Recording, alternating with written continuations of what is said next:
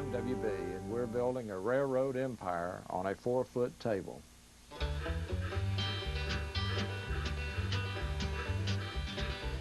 Well, we came up with the idea of taking the G-gauge railroad interest from the outside and actually bringing it back inside. What this has evolved to now is actually taking the diorama and making it into an art form that can be used in your home or in your office. The dimensions are about 48 inches long by 40 inches tall and about 15 to 18 inches deep. A lot of this will make up as I go along, but in this case, the rocks are made out of regular styrofoam that has been cut with a hot wire. I come back over it with a layer of drywall mud or drywall plaster to give it a little bit of thick density and thickness to it, and then come back in and stain it with water-based, acrylic-based paints that have been diluted. Run-in-place rollers is what this device is called. I have wired them electronically so that we've got power now coming to both sets of rollers that will allow the engine to run in place. I think most of us that are in the hobby have always been accused of just being boys at heart, little boys at heart, but I think it keeps us all young. I'm W.B. Baldwin, and the Bear Creek Railroad is right on track, and I did it myself.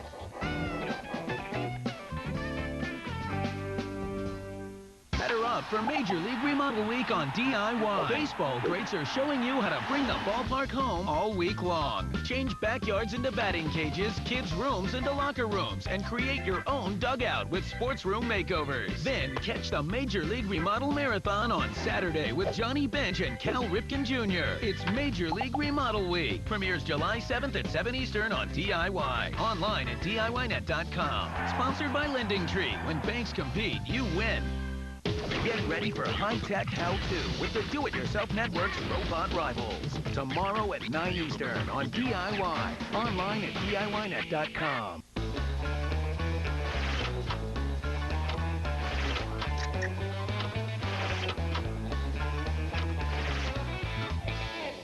Coming up next on DIY's Build a Deck, it's handrails, balusters, and stair treads. I'll show you how.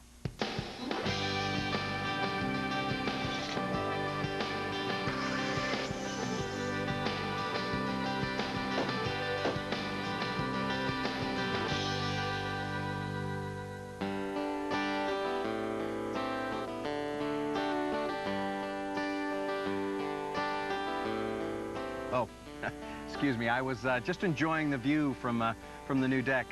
It's beautiful. I'm Jeff Wilson. Welcome to DIY's Build a Deck. We're almost finished. On our last show, we finished up the stair landing and began the process of building the stairs for our deck. We calculated the dimensions for our first stringer, cut it out, and used it as a pattern for the other two. Then we attached the top of the stringers to the stair landing. Today we're going to install the stair treads, some handrail posts, railings, and balusters, and then we're going to have a beautiful finished deck. And the crew may be promised to, you know, cook them hamburgers and have a pool party. We'll see. We'll see if they work hard enough today. Well, time's wasting. Let's get started.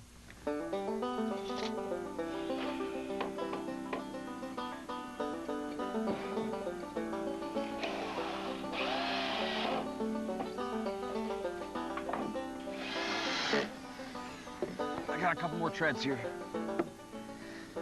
Okay, so we're installing our stair treads, but I thought we'd stop and talk about a few things first. First of all, we are using exactly the same material that we used in our decking. We're using 2x6s, and we're installing them with exactly the same screws. But a few other things. First of all, it's nice to install the treads so you have easy access to the top part of the deck before you install the handrails. Also, we're leaving the very last tread off so we can install the 4x4 posts for our stairway handrails. Now remember that our run is 9 3/4 of an inch wide. And we're using two 2x6s, which will give us an overhang of about 1.5 inches. Now if you've got lots of different kinds of lumber in your stack. You've got some stuff with imperfections, and you've got some really good stuff. You can take the pieces with imperfections, use them in your back tread, and hide those imperfections. Put the nice pieces in front. Looking pretty good. We'll get these on, and then we'll move up and work on the handrails.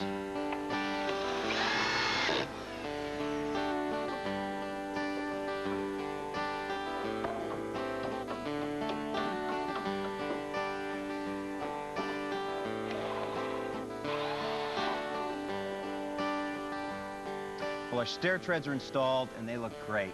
Since most of the rest of the work is going to happen up here on the deck, we've decided to move our workstation up here.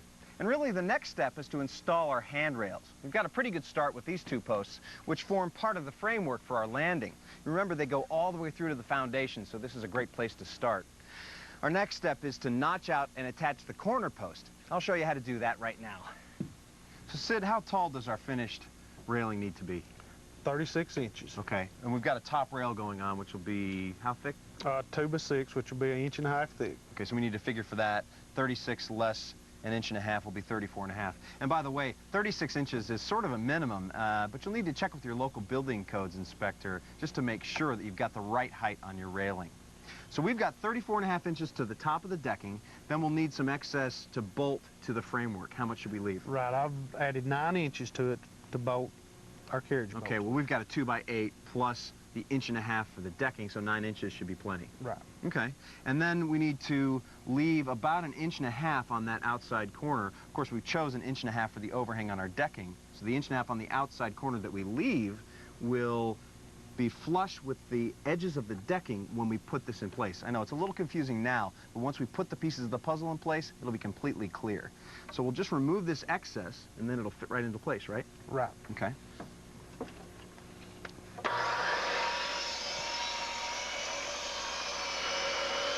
So what are you doing here, Sid? I'm just going to get 1.5 inches mark on our 4x4. We'll take this part out right there. Mm-hmm. Oh, and then we'll make the same measurement. Flip it over. We're going to leave that 1.5 inches on both sides. Mm-hmm. Okay. Let me get this mark.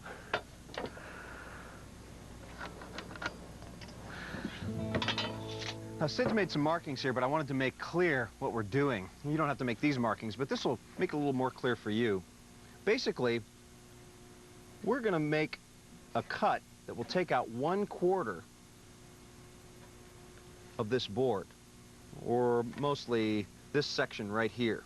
We'll cut this out, and we'll leave all of this, and we'll be able to bolt through into our framework through these parts.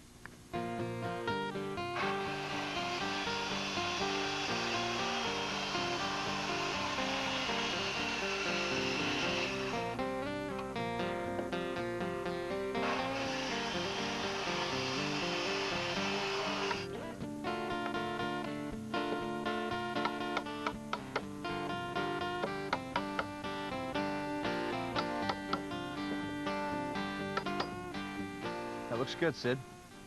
Yep, I think that's going to fit real well. Take it over there and put it on. Now, Sid, that fits in there really well. Nice and flush right there. Mm-hmm. So what do we need to do? Well, let's check it for plumb and put 2 carriage bolts in it. Tighten it up and we're good to go, huh? That's right. Great. Well, now that we have the corner post installed, we can determine where the rest of the posts will lie here in this span. Now, it's a good rule of thumb to remember that the post should be no more than 8 feet apart. Any more than 8 feet, and the railing will be too flimsy. But check with your local building codes inspector to make sure you conform to those local codes. In our case, the distance here is 139 inches, or a little less than 12 feet.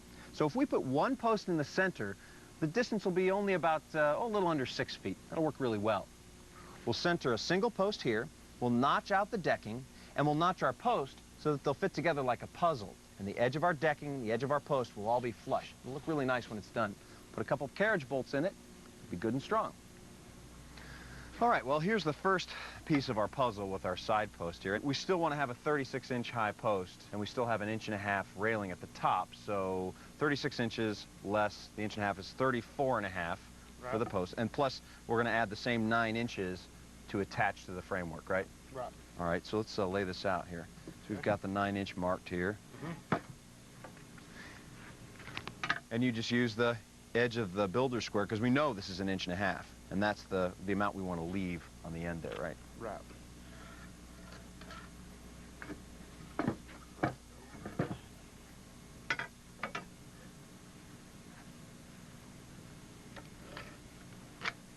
And all of this will go away. I mean, just to show you again the way we did on the corner post. Basically, and this isn't a mark you have to make, but this is just to illustrate. We'll be cutting out this section, and this section will actually bolt to our framework.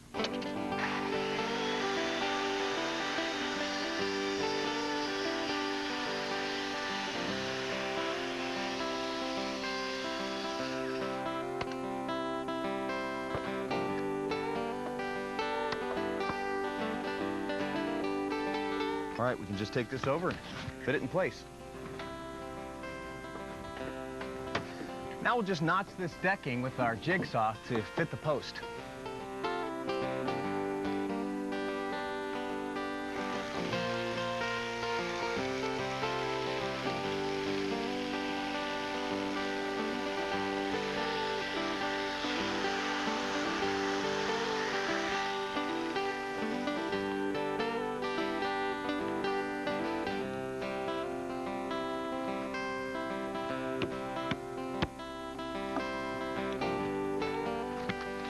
We'll drill a couple of holes here, and we'll install the carriage bolts.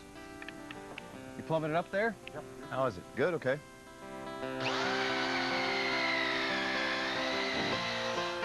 We'll attach this to our framework using these 6-inch carriage bolts.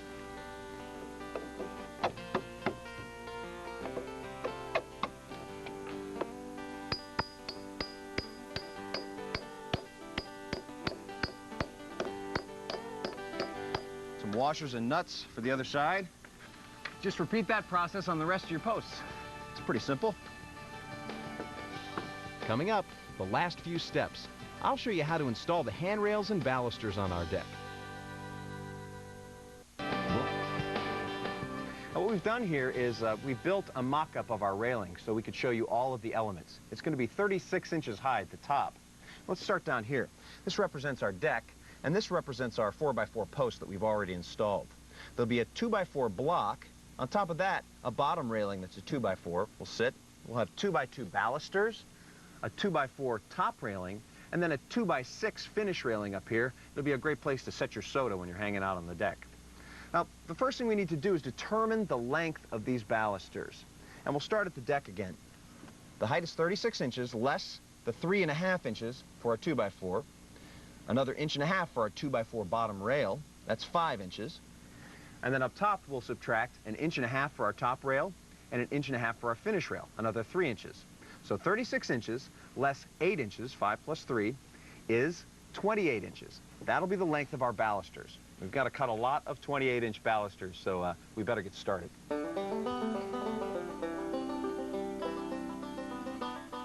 Now, here's a good tip. Whenever you have to cut a lot of pieces of lumber to the same length, like our balusters, we need a lot of them at 28 inches long. Basically, you can extend the surface of your saw here with some scrap lumber and set a stop right at 28 inches. Here's how you do that. You can set your saw blade in the down position. Remember, whenever you do this, work with the saw unplugged because it's very dangerous. You can make one measurement of 28 inches from the blade, make a mark, and then set a scrap piece as a stop right here and screw it down tight. Now you've saved all of that measuring. Each time you cut a baluster, you don't have to pull out your tape. It's going to save a lot of time. Come on, you guys plug that in, Brian? Thanks. Bring in your lumber, butt it up against your stop, and cut it.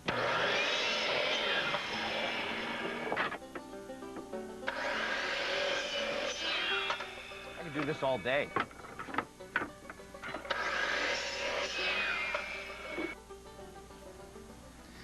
Well, we've got our posts installed, and we've gone ahead and installed these blocks, which are the supports for our railing segments. And we'll build them as segments and then install them once they're finished. Now, once you've cut the balusters, you can start assembling the rail sections. We decided to space our balusters 3 3/4 inches apart, but check with your local building code to find out what the minimum is. Cut a scrap piece of wood 3 3/4 inches long and use it as a spacer so your balusters are all evenly spaced. Now, it's also a good idea to raise the balusters so that they're centered in the rail. When you're finished with one side, all you need to do is flip it over and do the other side.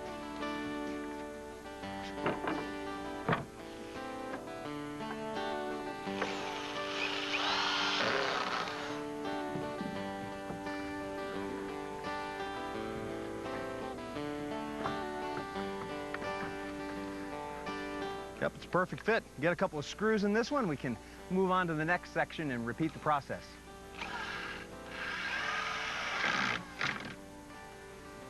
Just put one screw into the diagonal at the top and one screw into the block at the bottom. Do that on each side and it'll hold it in there just fine. When we come back, we're going to install the rest of these top handrails, and then we'll build the handrail for the stairs. Don't go away.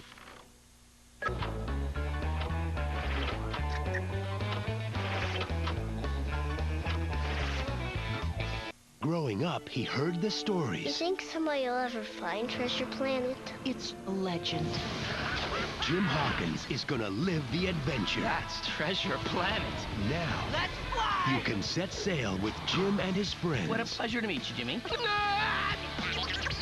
And you are? I want to say Larry. To a place where dreams come true. Disney's Treasure Planet, rated PG.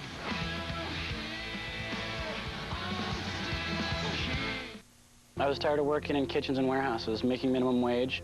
I needed a career change. I decided to go to ITT Tech. I think it may have been the best decision I ever made. Now I have a career instead of just a job. I'm confident about my future. I no longer have to live with the constant uncertainty of going from paycheck to paycheck. I'm finally feeling free. We are educators helping people build a foundation for the rest of their lives. ITT Technical Institute, education for the future. For information, call 1-800-338-4715. They're relics from the past. The '69 Alfa Romeo. The '68 Camaro 327. See these vintage automobiles come to life in DIY's Classic Car Restoration. Experts shift into gear to show you how to grind out the old and spray in the new. It's the nuts and bolts for every car enthusiast. Classic Car Restoration. Saturday at 9:30 Eastern on DIY. Online at DIYnet.com.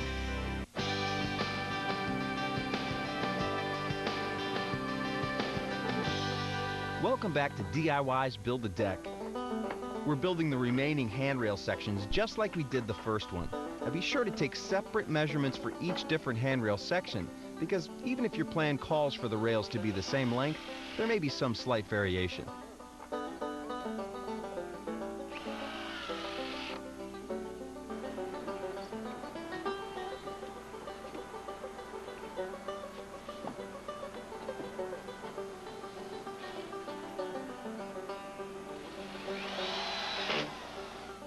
Once we had our railing sections up, we added this 2x6 board as a rail cap. It's actually one long piece. Remember, we had 16-foot lumber, so we were able to do this without any splices. We just put a few screws in it, the regular decking screws that we had, and then we used a 45-degree angle on the corner for a nice finished look. Our stairway railing went together pretty much the same way our deck railing went together. We started by putting the posts into place temporarily so that we could mark them for notching. And we also snapped the chalk line so we could learn the angle that we would need.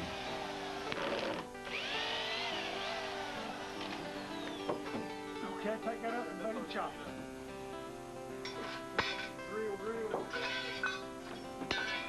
They were removed, cut and notched, and then permanently put in place with the anchors.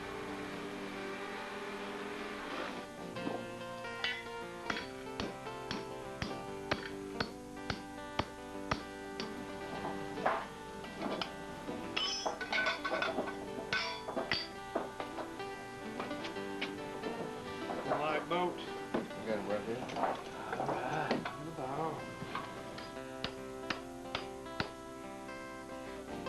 After that, we knew the angle we would need for our top and bottom railings. We cut and installed those, and then moved on to the balusters. We used the same angle for the balusters and used the same spacing technique we used on the deck railing. Now we put the final touch on, which was the 2x6 rail cap, and then Sid cut this off perpendicular to the ground, and it looks great. Well, the final step was the final step. Sid notched the final step and screwed it down into place, and I have to say, it looks great. You know, everybody worked really hard on this deck. I guess we owe them a little thanks. Oh, hey guys, you don't have to clean up, I'll do that. Listen, the deck looks great. I know the homeowner's going to be really excited. And thanks for all of your help and your expert advice this week. We really learned a lot. Well, it's been a great week. Thank you. All right. Stick around. Next, we'll talk about deck stains and water sealing. And we'll also talk about some deck maintenance tips. Welcome back to DIY's Build a Deck. Wow, our deck is finished and it looks fabulous.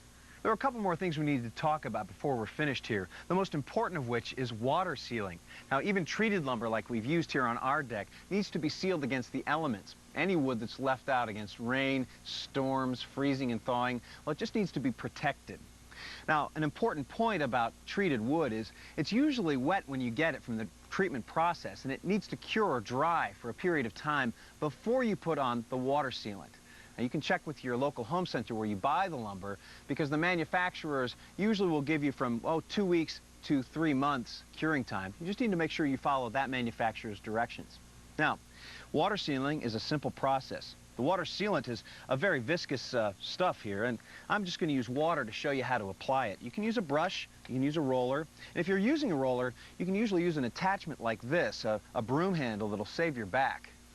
I'll just show you here. Just roll it on, cover as many of the surfaces of the wood as possible. And one good tip, and something I like to do, is to use a vegetable sprayer, because especially with our railings where we have a lot of detail work, this is easy to use. Give it a couple of pumps and spray on your water sealant.